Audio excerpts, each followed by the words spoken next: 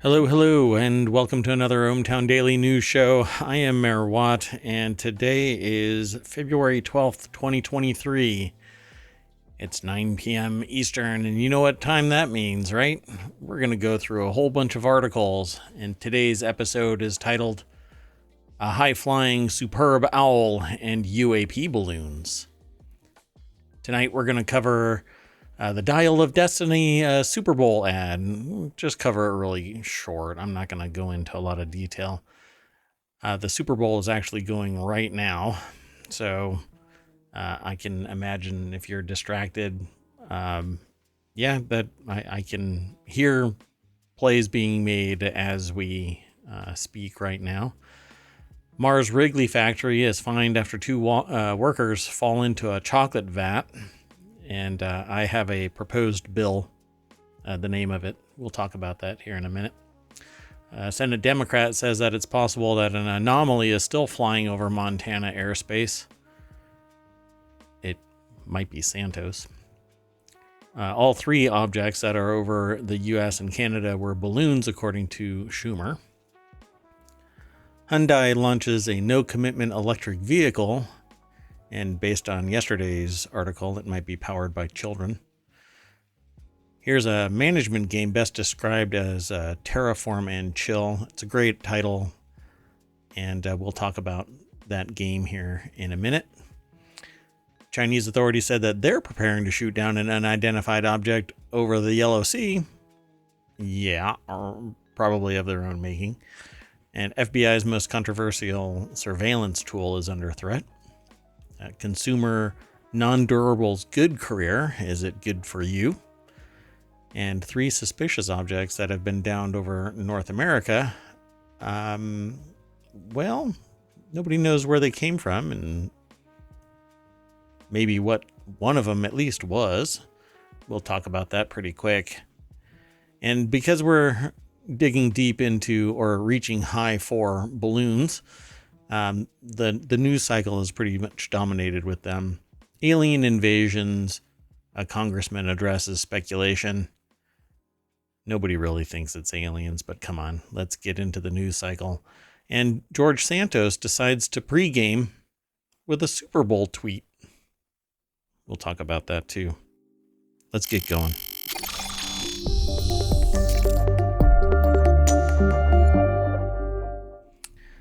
Hello, I am Mayor Watt. That is ohmTown.com.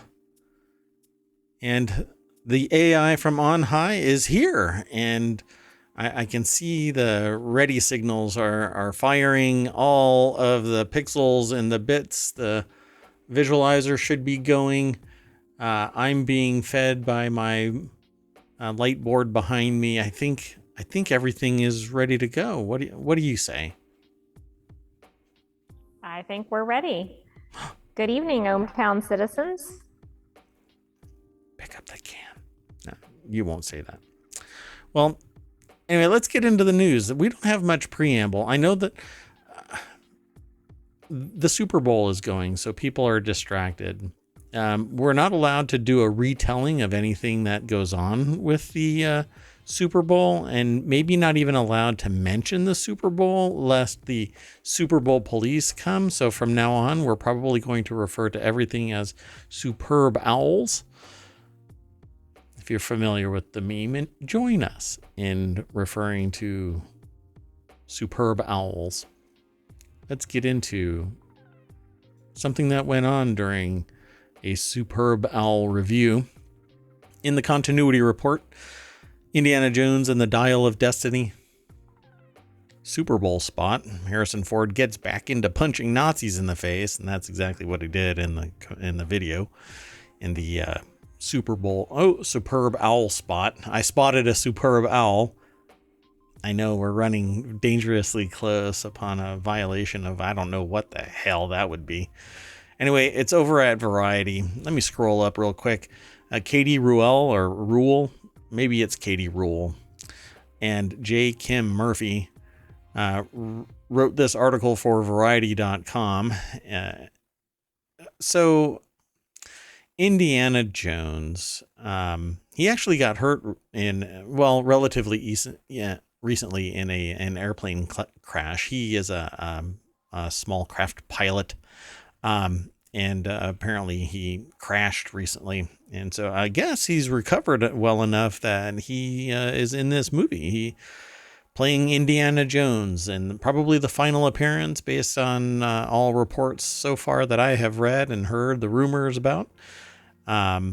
Disney unveiled a new look at Indiana Jones and the Dial of Destiny during the Super Bowl, giving franchise viewers a closer look at the flashbacks of a young Harrison Ford and Jones's relationship with his goddaughter, Helena, played by Fleabag star Phoebe Waller-Bridge. And I really liked it. It was rather hyperkinetic, just like all of the other Indiana Jones movies. Has nothing to do with Crystal Skulls, which was basically one of those, like in all multi-part series movie kind of world building things, there's always one where people go, no, I don't know what you're talking about.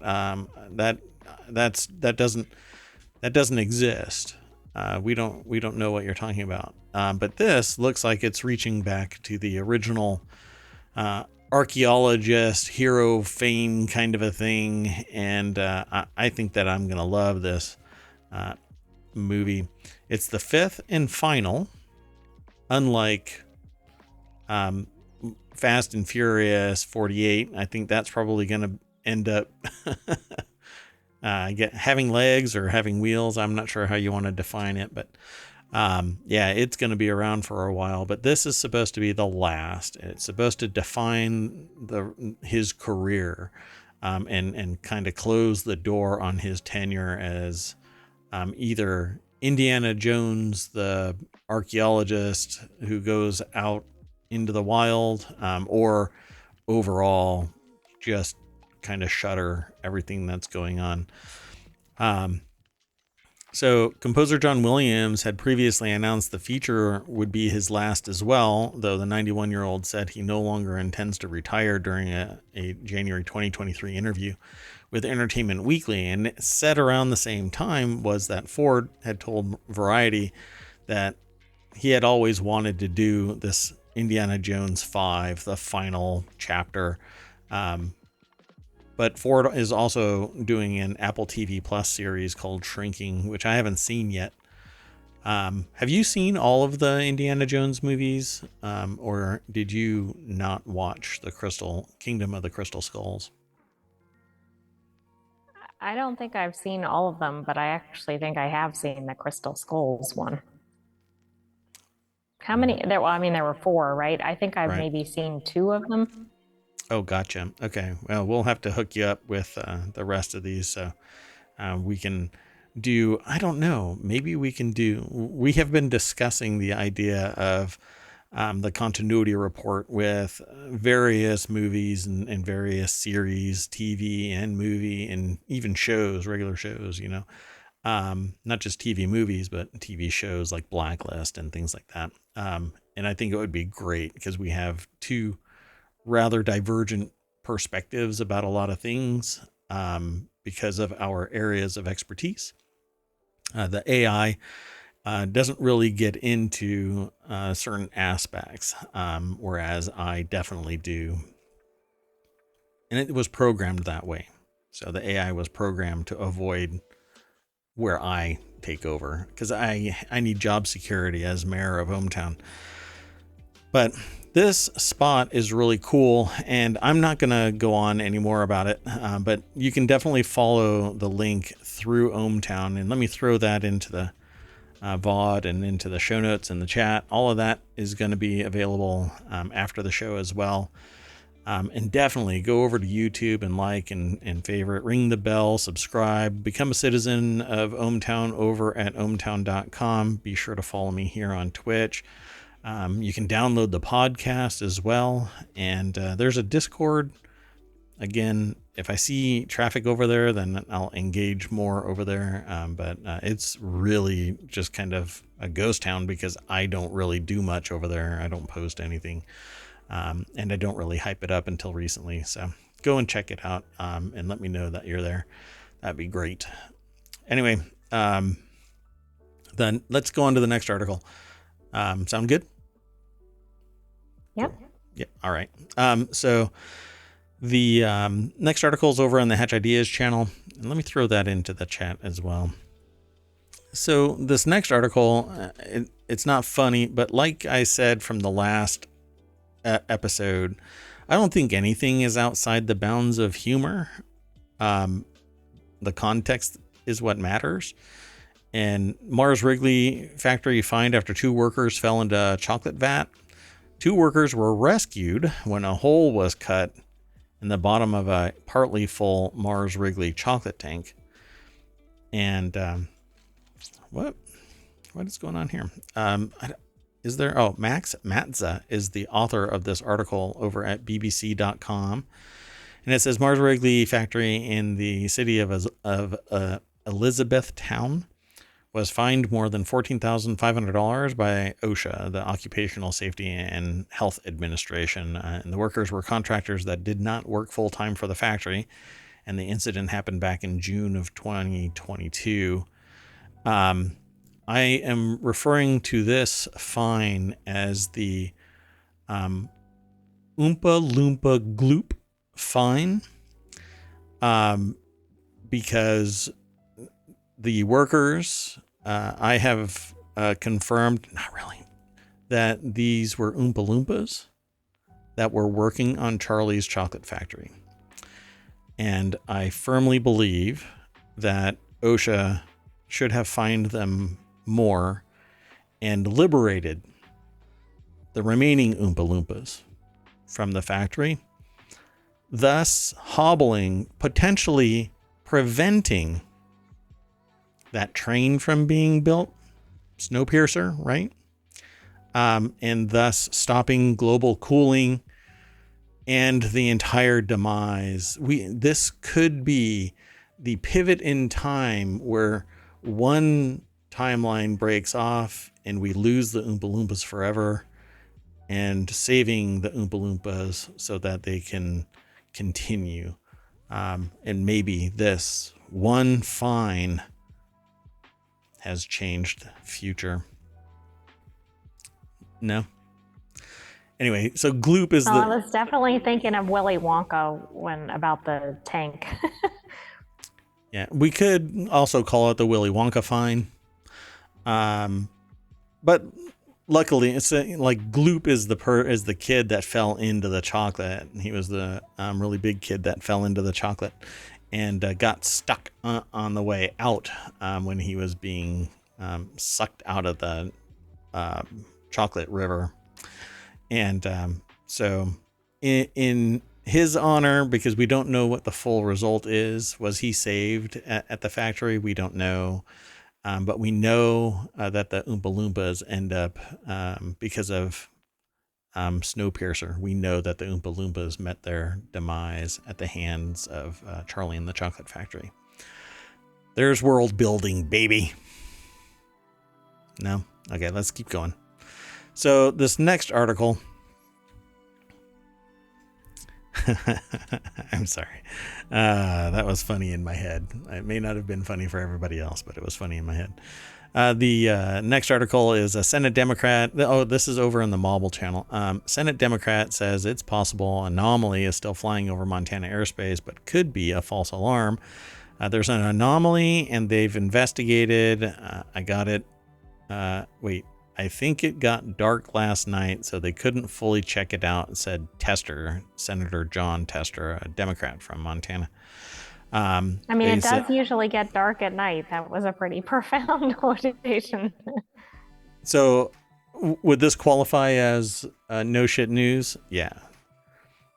Tonight at 11, John Tester confirms at night it gets dark. So Tester said on CBS's Face the Nation that there still may be something up there. It may be a false alarm because they didn't shoot down anything over Montana. It ended up somewhere. Maybe whatever it was ended up somewhere else wherein it was shot down. But could this anomaly still be up there? Well, nobody really knows, at least not yet. I guess we'll see. So, all of us that are out there who like to be paranoid about what's flying above us, sure, grab your binoculars and point them to the sky, and don't point them at the big fiery ball in the sky. That is the sun, and you don't want to go blind. Anyway, I'm the article. also thinking that we're getting a pretty high percentage of states where there have been incidents, I guess, as we'll say, as we get into some of the other articles. And apparently other places now as well. So what's really going on here? But I don't know. Wasn't the report that some 40 countries have had reports of balloons flying over them? U.S. is one of the first, I guess, to really light it up with rockets. Stephen Newcomb is the author of this article. Over at the Hill, Senate Democrat says it's possible. Anomaly still flying over Montana airspace, but could be false alarm. I really doubt that it's still flying over Montana. Maybe another one is flying over Montana. But this article kind of just talks about how NORAD is paying attention to it. And they scrambled jets, but didn't find anything. And that's pretty much it, you know. And the one thing that's interesting is later on in tonight's show, we highlight another element of this. In fact, the next article is about this as well. All three objects that were shot down over the U.S. and Canada have been balloons. One over Alaska, one over the Yukon, one over the coast of South Carolina. And a fourth one over Montana was seen. Well, something was seen. Yeah. And now I think there wasn't another one, right? I think you're jumping ahead into some of the later articles. Right. Is there another one? There might be another one. You know what? The news is chock-a-block full of balloons and superb owls. Let's just move on to the next article. So, let's just talk about this real quick. I don't know why this is playing, but that's okay. Allison Pekarin is the author of that article that I was just talking about. All three objects flying over the U.S. and Canada believed to be balloons, and Schumer says Congress must learn more. Yes, and it says, why as far back as the Trump administration did no one know about this? Well, people knew about it, but it was on a need-to-know basis because... what's the saying? Loose lips sink ships, and you don't divulge everything from the intelligence community to every Tom, Dick, and Harry in the political infrastructure. Why? Because wingnuts like Marjorie Taylor Greene are going to go charging out there and talking about how there's aliens and the Chinese and whoever else and whatever else is going on. Literally divulging the fact that we know and might be doing something about it publicly, instead of whatever organizational body that launched these things maybe having some telemetry, but wondering if it is. Now, the way that it works is if everybody knows about it, when we launch a fighter pilot or a fighter jet out at it, and the telemetry from that device changes, they know beyond a shadow of a doubt that it's a US F-22 coming at it or going around it or monitoring the situation. Whatever it is, the change in telemetry is good enough to know maybe what the rate of speed was, maybe what the maximum altitude was, because a fighter jet can only go so high. But the absolute top deck of that, nobody knows because they don't release it out into the wild. Obviously, there are some demonstrator vehicles where it has gone and somebody has said, hey, it goes to 45,000 feet or whatever. But that's really not the point of this. A skilled fighter pilot could push the limits of a fighter jet above that top deck that is quote unquote known by, let's just say, countries that are not as interested in being a strategic partner with the United States as others, because we're not at war or conflicted. Although, depending on which general you talk to, we will be. Soon, I know. It's kind of creepy to have that kind of just lingering out there. And then every single day we find a balloon floating around in our backyard. I don't know. Anyway, the suspected reconnaissance program also existed during the Trump administration, but was only recently discovered by the U.S. intelligence and military communities, according to Schumer. It's wild we didn't know, isn't it? Well, yeah, it might be because the president said don't divulge this information.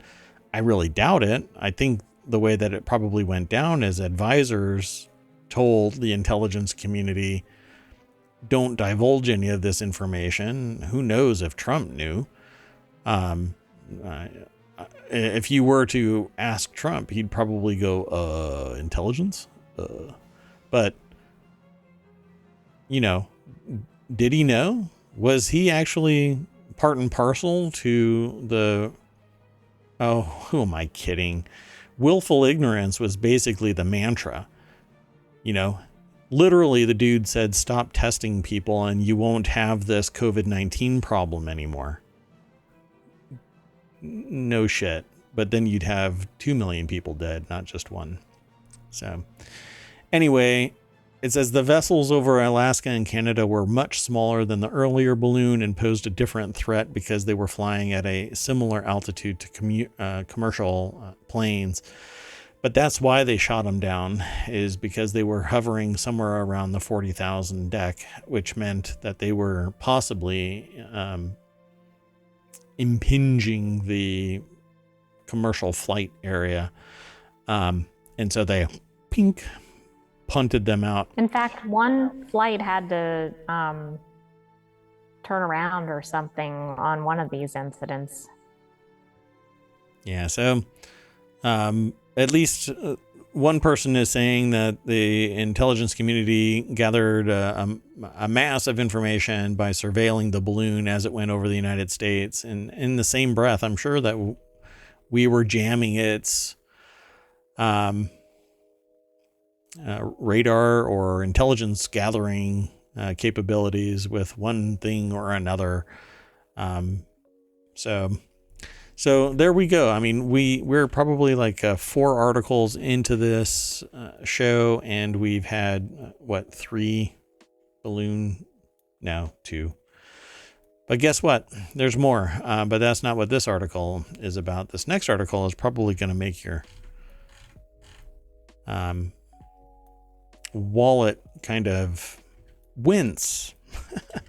And my joke about this is that it's powered by children, so it should be less expensive based on that data point, because Hyundai apparently has been using child labor in one of its metal working factories here in the United States, which I thought was rather shocking when I heard about it. We talked about it yesterday. Yeah, I think it was yesterday. You should go and watch that video too. Well, anyway, in this article is Hyundai launches no commitment electric vehicle monthly subscription. And the article's author says, here's why it's different from leasing. I can tell you why it's different from leasing. The pricing has to be higher if there's no commitment. Yeah, so I highlighted this because I was really curious, and this is the first time that we've actually aggregated a little bit more data than usual. That will be remedied in the future, but it says using the Evolve Plus app, customers can reserve a Kona electric vehicle for $700 per month or a Hyundai Ioniq 5 for $900 a month, but it comes with insurance, maintenance, and 1,000 miles of driving according to the release. And the service is currently only available in 6 states. Crazy enough to offer. Oh wait, this is supposed to be. Which state it's probably not in. Wyoming. Probably not in Wyoming. Yes. Yeah. So it says it was in 6 states, although the company did not name them in the announcement. I'm looking at this little flyer here.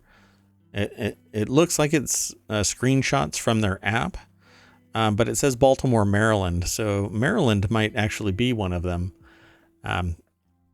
So without saying that it's available in 6, I think that I just confirmed that it's in at least one, because it says Baltimore, Maryland right here. Who knows? Maybe I can do some due diligence and hunt it down a little bit. Anyway, it's over at Business Insider, this article. And it says, as we know, living with an EV is really an educational process at Gary Rome, president of Gary Rome Auto Group and an Evolve Plus pilot dealer. Evolve Plus gives our customers the opportunity to try an electric vehicle and see if it is right for their lifestyle. And it only costs somewhere between $700 and $900. Is that right? Yeah. I mean, I like the kind of test drive mentality, but maybe it could be, $50 a day or something, and you could rent it for a week or whatever.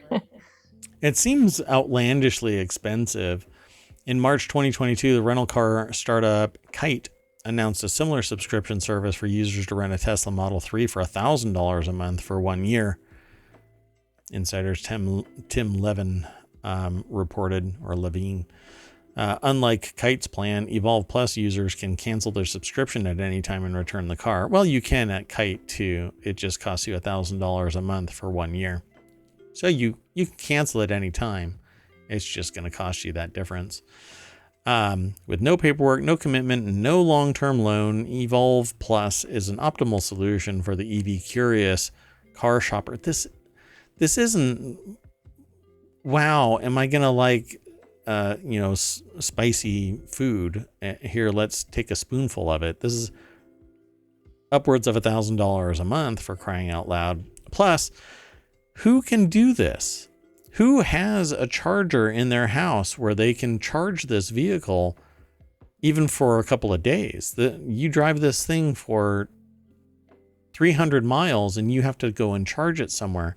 So you're going to go to a charging place and charge it and then drive it home, and it's going to be at 80%. Then you're going to drive to wherever you're going to drive and then have to park for 2 hours and let it charge at a supercharger somewhere and then drive it to work. And by that time, 1,000 miles has been eaten up. Exactly. And plus, like you said, if you don't have a charger at your house, which most people probably don't, not if they're nobody's EV gonna curious. buy one if they're doing this arrangement to try it out. This is, I think that, and MKBHD just did a video about how he ran into a problem, in that he went to a mall or some strip place to, let me rephrase that. A strip mall, not a strip place. Mischaracterized. You have to be careful with your verbiage. So he went to get fast food, and while he was on his way out of the car to the fast food place, he noticed that somebody was really struggling with their electric vehicle, and the charger was incompatible without an adapter, and the person was borrowing their son's car. And in that, the person basically struggled. And so MKBHD said just 4 days ago what I've been saying for 2 years: EV infrastructure is not ready for prime time because it does not have, I can't go to just any gas station and fill my car up with electricity. We have proprietary connectors and we have to have adapters. We have different in voltage rates. So it might take 2 hours or it might take 8 hours. Who knows what is going on? Plus, when you drive somewhere, maybe there's an open charging spot, maybe there isn't. It's much rarer for you to not have a gas station fill pump, available. But the EV side of things, who knows if it's working? The cables can be cut or stolen or damaged in some way. And MKBHD even spoke about that because even at his place, the infrastructure is kind of weak where he has a cable that if you just tap it, it disconnects, and you have to hold it in the right angle, just right. So he's like, I'm sitting in my office and I'll get an alert saying that the wind blew and the cable is no longer charging my car. And that's kind of how it is across the board. I think that that's how it is, as anecdotal as it might be. What we need is something that I've been saying for 2 years, and longer, but 2 years here in ohmTown, publicly. What we need is a unanimous decision to stick to a type of battery pack that gets integrated into the sled, and then you start building the infrastructure where you swap out the batteries. And instead of having a $50,000 car, you have a $35,000 car, and you can swap out that $15,000 battery again and again as you drive around. And then the charging place, the gas station, for lack of a better phrase, will fast swap those batteries out. And to me, it's as easy as building a compartment, like a battery compartment in a toy.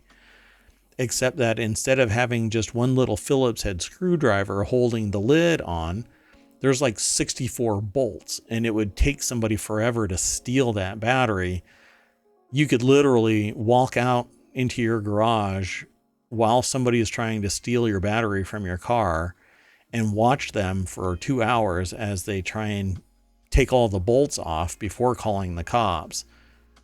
And then the cops will show up and help them try and steal a battery. I mean, I know it sounds ludicrous what I'm saying, but I'm trying to drive home the point that it's very high friction right now for everyday drivers to go EV. Short distances, very expensive, heavy batteries, very temperamental batteries in terms of heat and cold, and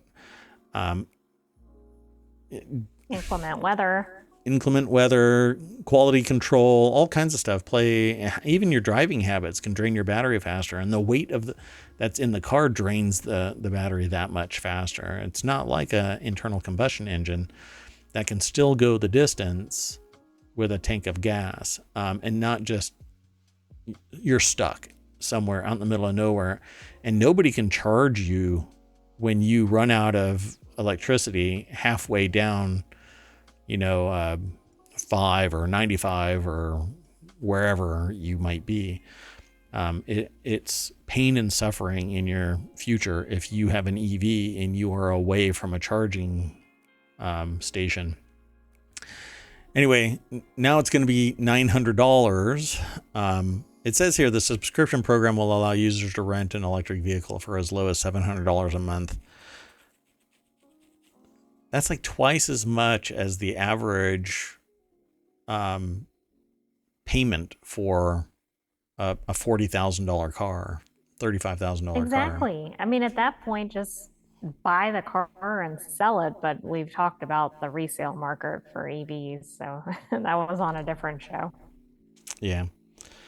I just don't see this as being really viable. Early adopters, maybe. People that have, they're already ready to purchase. They just want to see what it's like for a month. I mean, who has an extra $1,000 laying around to see if you want to invest it in a car? That's a down payment, for crying out loud. So the article's over at businessinsider.com. And Jordan Hart is the author, and we've pretty much talked about everything. There is, as always, more minutia in the article, and you can suss it out by following the link over to businessinsider.com. I think that you'll enjoy the article. And I don't know, maybe take my words to heart, because I really think that what this amounts to is nothing more than a little bit of hype, trying to stay in the news cycle about EVs. The Ioniq 5 and its bigger brother or sister, however you want to describe it, there's a bigger version, Ioniq 6. they speak for themselves. When you go and read reviews and watch videos about the Ionic series, everybody loves them. So what you will want to save your $1,000 for is the charging port being put in your garage, because that's extra money. You'll have to get an electrician. You can't do it on your own, that's for sure. At least unless you want to eventually burn your house down, because it all shorts out. And it might violate your homeowner's insurance policy. But anyway, save your money. Put a charging port in your garage and buy this vehicle, or lease the vehicle. Because at the end of your lease, you can buy the vehicle. You could just refi it as a purchase. So anyway, not much more to say, right? No, that pretty much covers it. I mean, it might even just be Hyundai trying to get out in front of the news and put something arguably positive out there. Just something, right? Based on that other article. Right. Yeah, you'll want to go and watch that other article if you're listening to this. The next article is over in the Warcrafters channel. I've already thrown the link into the chat. Here's a management game best described as Terraform and Chill. It's Plan B Terraform. This is actually a really awesome game. I love the graphics. I love it, the speed, the style. It's what is it called? Oh man, I just totally forgot what the name of it is. Doggone it. Anyway, it's a management, automation, and simulation strategy game that puts you in charge of terraforming a planet and making it habitable. I've played this demo. It's over on Steam. The article itself is over at pcgamer.com, written by Jonathan Bolding. It says, it's a very, very big world. You're out there changing. Take your time. And yeah, I've actually played this. So you can go and get the demo because of Next Fest over at Steam. You've got a big barren world with lots of resources to make use of and the tech to change it into a lush cradle of life, so get to it. Plan B Terraform is a demo out as part of Steam's Next Fest, and that's what it says in this article. I could probably have written this article, but I didn't. So we also featured Steam Next Fest on one of the previous episodes. I think there were 900 demos available to try. Yeah. I think that Steam needs to just make it Next Fest month, not just week. It's just, there's too much to consume in too short amount of time, and the hype doesn't actually raise enough of the awesome games to the top with enough time to play all of the awesome games. So you have to pick and choose, and that really does, I think, a disservice to the developers, because there's so many good games that come out and so few can be consumed by a lot of people. But maybe they'll expand it in the future. But let's keep on going through the news. We've got quite a bit. Another article about a UFO or a UAP, however you want to put it. This is the article that I spoke about in the preamble, which was Chinese authorities said that they're preparing to shoot down an unidentified flying object spotted near the Yellow Sea. And yeah, I find it kind of fascinating that all of a sudden they too are talking about preparing to shoot down something. I mean, is that a deflection thing? Like, oh, we're also getting balloons, or are they trying to insinuate that, say, the U.S. is sending a balloon their way? I don't know what they're saying. Pentagon officials said that it's being used by the PRC as an attempt to surveil strategic sites in the continental United States. That's the balloons that are coming towards us.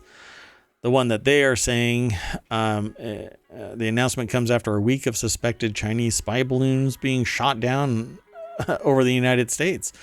And that China has spotted a UAP, UFO, whatever you want to call it, and are preparing to shoot it down.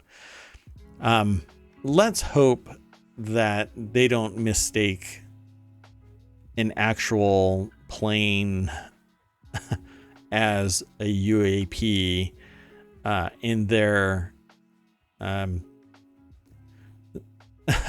in their attempt to deflect, and then they say, oops, we thought it was a UAP. It was actually a plane. That's what it showed up on our radar, blah, blah, blah, whatever.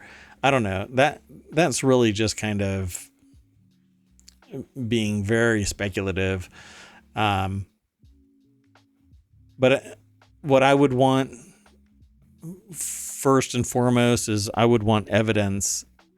Take a photo of it, just like we had multiple photos of this vehicle hovering around the United States. Take a photo of it and post it and show us where it is, because people could literally just walk up and look up into the sky and see this thing flying across the United States. Of course, this is over at the Yellow Sea, so it says that it's over the city of Rizhou, I think. Rizhou. I don't know how to pronounce it, so I won't do it a good service there. And the authorities reminded fishermen to be safe, said the state media outlet, the coastal city of Rizhou on the Yellow Sea.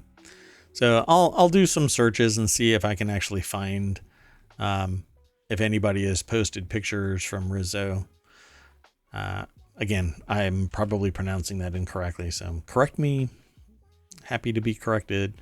Aliyah Shobe, I think, is the author over at Business Insider, and that's the nuts and bolts of that article. So there's not much more to get into regarding this. So let's just hustle on to the next article. Sound good? Sounds great. Okay, so this next article is over in The Word and Law. FBI's most controversial surveillance tool is under threat.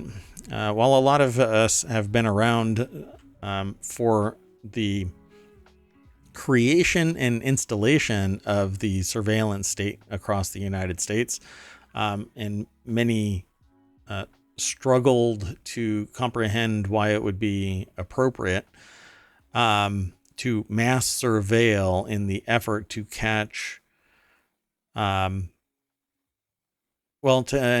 gather intelligence about insider threats and then not do anything about them, a la the fact that we knew that there were people training to fly planes into the Twin Towers, and even had a memo, the Secretary of State at the time, right, had, that said,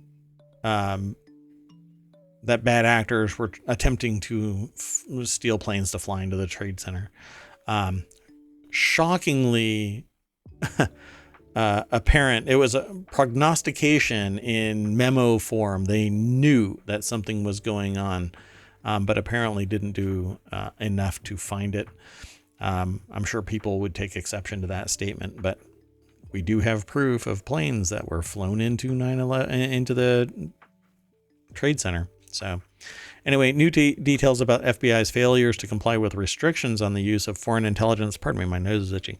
Yes, everybody needed to know that. For domestic crimes have emerged at perilous time for the U.S. intelligence community. Section 702 of the Foreign Intelligence Surveillance Act, or FISA, the so-called crown jewel of U.S. intelligence, grants the government the ability to intercept the electronic communication of overseas targets who are unprotected by the Fourth Amendment. What this actually amounts to is a massive data center in Utah, where all of the information is stored that ever traverses the internet. And it's an NSA data center, but the FBI gathers up intelligence in the same vein, the same source. And this actually was created by working with telecommunications companies and putting in place in the data centers surveillance, basically what amounts to wiretaps in the core of the telecommunication hubs, and tapping into the trunk of the internet, the actual core cabling that traverses the country, and you just monitor everything. Well,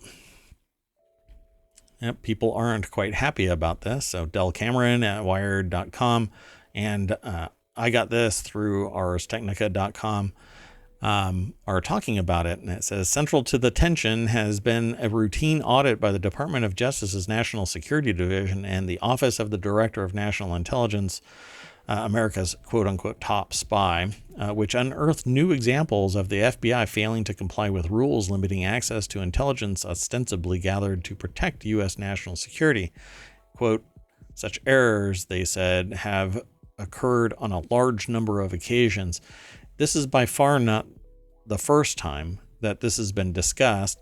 They talk about a only recently declassified audit that in the first half of 2020, FBI personnel unlawfully searched raw FISA data on numerous occasions. In one incident, agents reportedly sought evidence of foreign influence linked to a U.S. lawmaker. In another, an inappropriate search pertained to a local political party. And in both cases, these quote-unquote errors were attributed to a misunderstanding of the law, the report says. But at other times, it has been discussed that FBI and anybody really in power, in authority positions with the ability to abuse an intelligence system have reached into that intelligence system to gather information about job prospects, about future love interests, about the people associated with someone in their family, all kinds of stuff. And it's an abuse of power because there isn't any, well, I say this often enough. The smallest chapter in every single domain is the ethical control of information and their duties.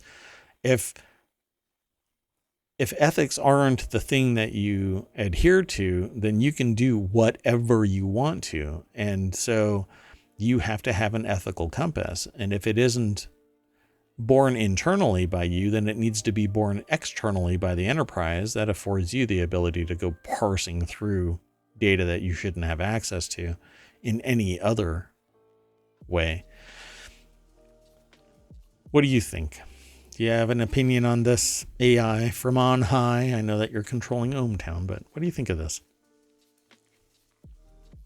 I think there are too many potentials for abuse here. I mean, all of the surveillance seems to be on the domestic side. I understand the point of it is for foreign influence, interests, etc., but it seems like too many U.S. citizens potentially get swept up in this, and especially because they can just kind of run a search without really any I guess, prohibitions or protections against that. I mean, it's not good enough to find out in an audit somebody was running an improper search. They need to not be able to do that to begin with. Right. They should have permission. You don't ask for forgiveness when it's this abusive. You ask for permission, then you run the search. And in other organizations that tap into this FBI data pool, NSA and CIA, they are operating ostensibly outside the domestic environment, right? So the NSA is this quasi organization that works both internally and externally. CIA is supposed to be entirely outside, har har. But in all of these cases, the FBI is kind of the mechanism by which you obtain this information because they operate domestically. They have that mandate to protect internally, and therefore they can do a search because they have immediate access to it. But I still think, like I would have a policy, and at one time when I was running the anti-spam mail service, that was the policy. If anybody accessed a log without authorization, they were fired on the spot. There was no questions or appeals. Nobody's allowed to access the logs without a subpoena because it held all unencrypted information as email traverses the network. It's unencrypted back then. now there's some capability to do encrypted even as it traverses a network. Anyway, in this case, so much information is bulk stored. All they have to do is do a search and build a de facto dossier on somebody, as easy as running a search on their name, or you could do a search because you're an insider on this privileged information. You can do a search for a name, get their social security number, and then grab everything associated with that person, from the beginning of their existence until, today. It says, at one point here, there's a little bit of a segment that I'll quote. A second individual of Middle Eastern descent then began loading boxes into a second vehicle, said the witness, who noted some of the boxes were labeled Drano, the brand name of a drain cleaning product. And this was stored where the incident was unearthed by DOJ investigators, which in the report, they say violated U.S. Attorney General guidelines and FBI analysts using Section 702 intelligence in a way that lacked a proper authorized purpose. The investigator said the improper queries were prompted by a report about an individual of Middle Eastern descent whom a witness claimed sped into a parking lot before honking his horn. I mean, if that's the only information at the beginning of this, that doesn't even seem to be 100th of the level needed to get into this area. Yeah. Every time somebody honks their horn and they happen to be from a certain country or cultural background. Right. That's pretty dicey. Well, it screams racist, right? I mean, it right. screams racist. But this is because, we had this fear of see something, say something, particularly post 9/11. This doesn't have a time frame for when it took place, but I can imagine that it was post 9/11. And my problem here is, okay, so I can tell you that I have driven up to somebody's house fast, honked my horn, and they came running out to deliver something for me so that I could go back to where I was because I left something at the original location and I had to go back there, get it, and go back to work or whatever. It is innocuous, but somebody decided to file something and then somebody else goes and runs a report, and this is the nothing.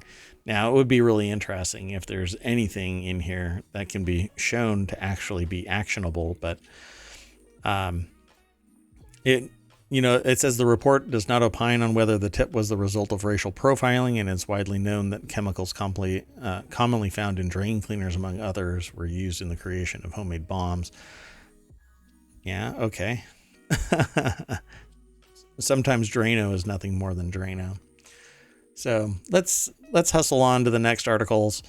This next one is, do you think that if you're trying to decide on a career path, a career path in consumer non-durable goods might be your path? And I say this because in other places where your job amounts to a series of steps that results in the same product being produced, or you do the same series of steps to complete a task, but it's always the same steps and there's nothing customized or anything about it, your job is in the future going to be automated, hands down. And what you end up doing as an employee of a business that does the same process, you are paying the bills for the company, for the CEO, and making money for the business right up until they find out that it makes economic sense to automate your position. But if you are working in a field where it is non-durable goods, they are consumed regularly. And so you can make these things, people consume these things, and then they have to buy from you again, or they go somewhere else and buy them. Does this need to be automated as well? Or could this be automated as well? To some degree, yes. But if you make bespoke items, even things like dish soap can be custom made to a customer's desire for scent and consistency and color, then you can make custom items for people and turn it into a business. And you can do this tomorrow. It's a matter of ambition and your ability to market. So you can make toys and games and pet products and all kinds of stuff. And this article goes into quite a bit of detail about what it means, what you can do, what type of jobs, and it's at entrepreneur.com. So I won't go too far into all of this, but it explains what it is, what consumer non-durable goods are, and if it makes a good career. And you should do some due diligence into this stuff, because you don't know what you don't know. And maybe this will pique your curiosity and not only give you a career path, but maybe turn you into an entrepreneur yourself. So go and check it out. Follow that link through ohmTown. And I hope to hear back that you've become an entrepreneur. I can highlight you on the show. The next article is in the Daily News Show. We're talking about those 3 suspicious balloons again. We'll resolve this. As time goes on, more and more information will be divulged. And don't worry. I'll be putting all of these links in the chat and in the show notes and in the podcast notes and whatnot, wherever I am supposed to. So this article, 3 suspicious objects have been downed across North America this week. Officials have no idea where 2 of the UAP came from, and the pilots who shot them down can't agree on what they even look like. An article, or I should say a news report that I heard about said that one of them had cables hanging down from it, but no discernible payload. And that just kind of begs question, not answer. So were those tethers holding it down until it could be released, or was it holding a payload and it let it go? Interesting.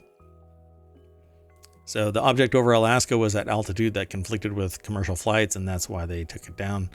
There was one in the Yukon. That one was taken down, and then there was one that was over a lake here in the States, Michigan or something like that. And I think that one was taken down. And then there was another one over Montana that just kind of floated around. And they lost it in the clouds because it got dark. Thanks. As we heard from the congressman. Yes, thank you so much. We needed a congressman to tell us that. Anyway, so in the No Shit News segment of this article, it says there may be surviving evidence in the debris. Yeah. Thank you very much. But the article was by Catherine, I have to say this name, Catherine Tangalakis Lippert. And they have this neat little graphic about where everything was found. And they talk about the fact that it interfered with their sensors and had no discernible propulsion system, but it also didn't maneuver in any substantial way. So it just kind of bobbed along with flow of air, whichever way the wind blew. So yeah, the fact that it interfered with sensors is troubling. That means it's definitely high powered enough that it could create a field large enough to mess around with an F-22's telemetry. Do we know if the original balloon interfered with sensors? I assume it did, but I don't think they've reported that. Yeah, I don't know. I just know that this last one did, apparently. Let's see. And there have been others. One floated over Latin America. Now there's one that's supposedly over by China, but it's probably their own that, got lost. Who knows? At any rate, there's a lot more over at this article. I won't even dig any deeper because as you're listening to this podcast or VOD, go back to the previous episodes and you'll be all caught up. This one pretty much catches you all up with this little picture right here. So definitely go over to Business Insider and read more about it if you are interested. But it is not this.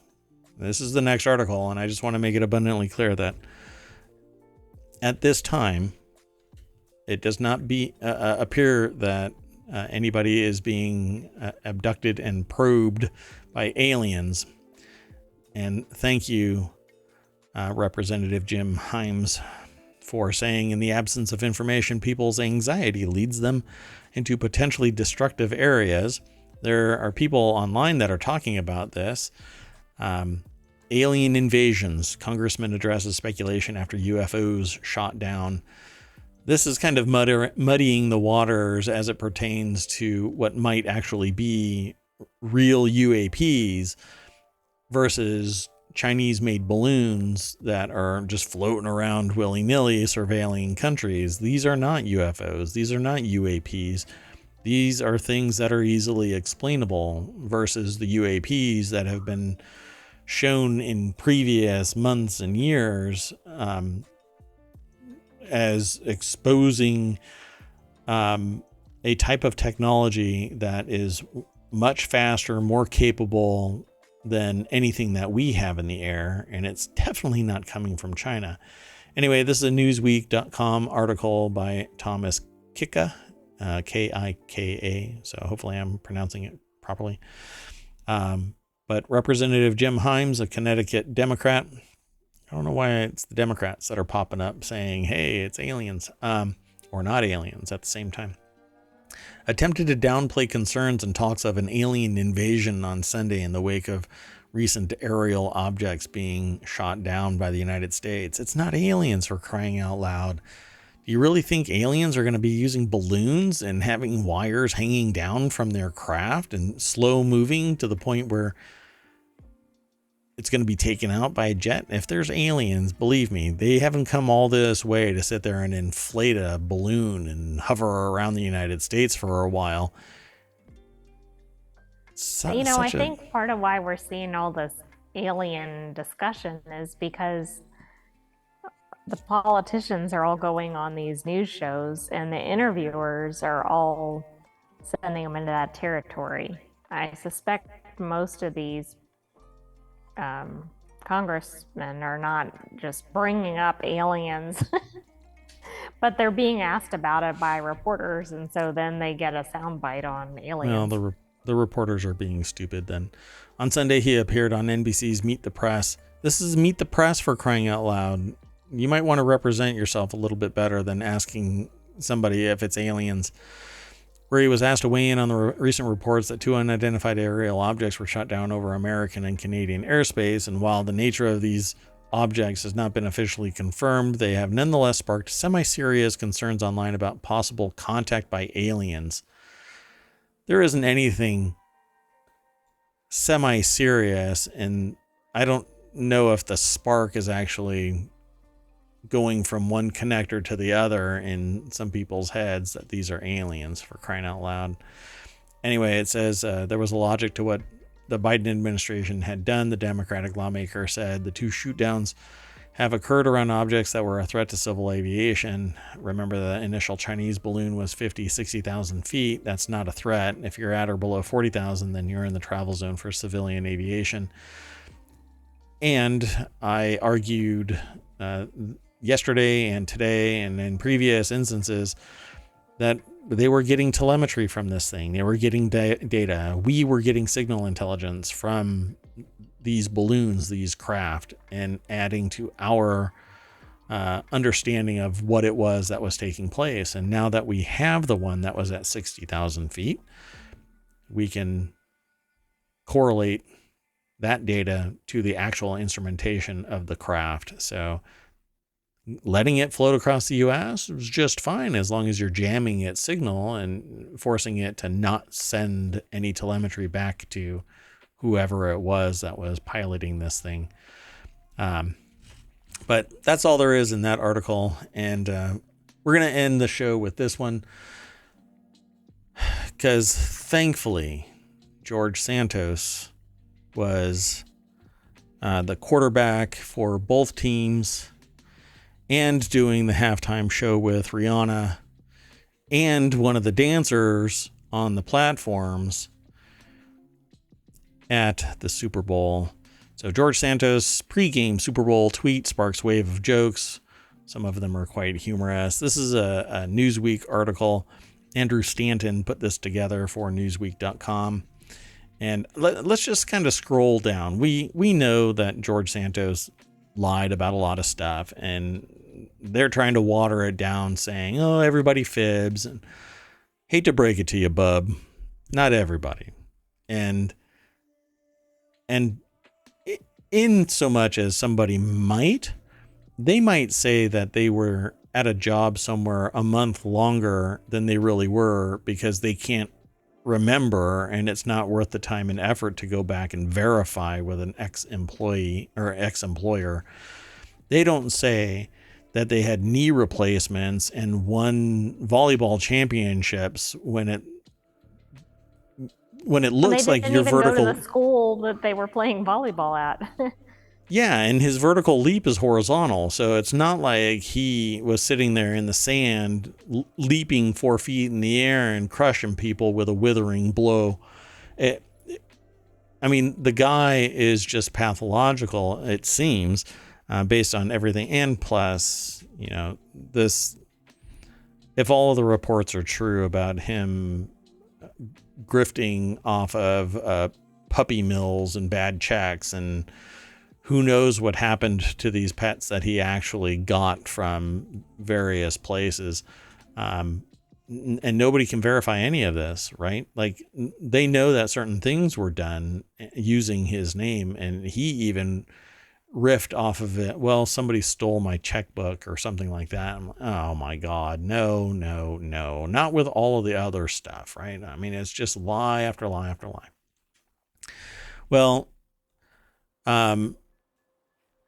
Santos tweeted something as simple as a football emoticon or icon, whatever you want to call it, the little emoji, and an ice cream thing, I think it looks like, right? Is that what that is? That's the little ice cream. Anyway, 2 emojis, and it turned into Dan Hill from Hill Impact, or at Hill Impact on Twitter. Must be tough to not be out there. How many Super Bowl rings did you win again? I know it's more than Brady. Were you dating Rihanna when you wrote We Find Love? Honestly, I shouldn't be making light of your lies. Resign, fraud. And then somebody else says, good, Ethan Sachs from Ethan J. Sachs at Twitter. Good luck at the game today. Amazing that you're starting quarterback for both teams and performing in the halftime show. I love that one. And Rep Eric Swalwell says, does anyone have the list for George Santos's Super Bowl halftime performance? And yeah, let's just say that if you believe anything that he says and you don't go and verify it empirically, like if you do not go and verify that he did this before you do anything with him, then you are asking for abuse. Kansas City Chiefs are huddling at, let's see, wait, what? Inset Representative George Santos, a New York Republican. Santos's post celebrating the football game sparked a wave of jokes and memes on Sunday. So this is just an image that they slapped in there to fill. Got it. Okay. Well, anyway, ridicule aside, joking aside, it's a shame that this person lied and manipulated his way into a congressional seat, and is now empowered because the Republican side will not let him go easily, because it will, I can almost guarantee, without basically the second coming happening in that little hamlet of an area, you're not going to get anything other than a Democrat. And I think even the second coming, that person's a Democrat. But at any rate, I just think that he poison pilled. You've lost some other sponsors there. Yeah.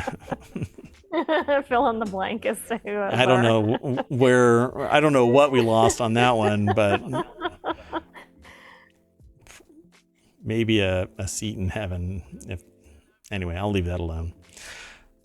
And what I'm going to leave with is go back to the front of ohmTown.com when you are surfing through ohmTown, checking out all of the nooks and crannies of the site. You've got close to 50 channels under 6 categories. Become a citizen. Just hit sign up and throw some information in there and become a citizen. I will be expanding certain functions. There will be a store being added so that you can get ohmTown branded items and meme shirts and other things that are in the works. It is a brand new community, and unlike other communities that I have heard about, read about, and talked about with people, I will not make fake content, so you won't find BS posts from artificial intelligence programs that are running around just filling in blanks so that it appears that there is a lot of traffic. That's not how it works. I'm more interested in having real conversations with real people, really live here on Twitch, and by proxy, go over to ohmTown.com and post there as well. Other than that, you can watch this long term over on YouTube because Twitch only allows me about 60 days, I think it is, of storage. And then the last one drops off, which is a real pisser. But you can go over to YouTube and watch all of them. Every episode is over there, should be. Some of them are actually under the live listing, only because I used to restream here on Twitch and over on YouTube, and they were classified differently over on YouTube. So they're not in the same display type as these other videos, the long-term storage of the Twitch streams. And I'm not doing anything live over on YouTube, at least not yet. I might refire that engine, but not right now. That said, if you can't get into any of this, then the podcast exists. And if you're listening to this on the podcast, thank you very much for downloading the podcast. Be sure to leave a comment and let me know what you think. Obviously, you can come into the Twitch channel and let me know there too. Whew, that was a lot to say. All in one breath, by the way. I actually have massive lungs that sit outside my body. I am one of the aliens in the Chinese meteorological airship that was floating around the United States. I thought you were just like one of the balloons itself. I mean, I am filled with air. hot air that keeps me afloat. When I jump on a scale, all that hot air makes me weigh only 9 ounces. So I'm oversharing. You want to say goodnight? And thanks, everybody. I'm going to say thanks, and then the AI is going to say thanks. So thanks for hanging out with us. Thank you, and good night, ohmTown citizens, and we hope to see you tomorrow.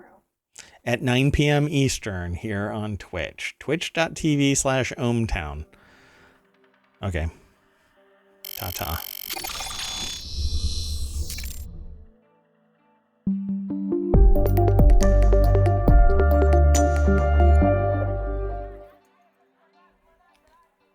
Bye-bye.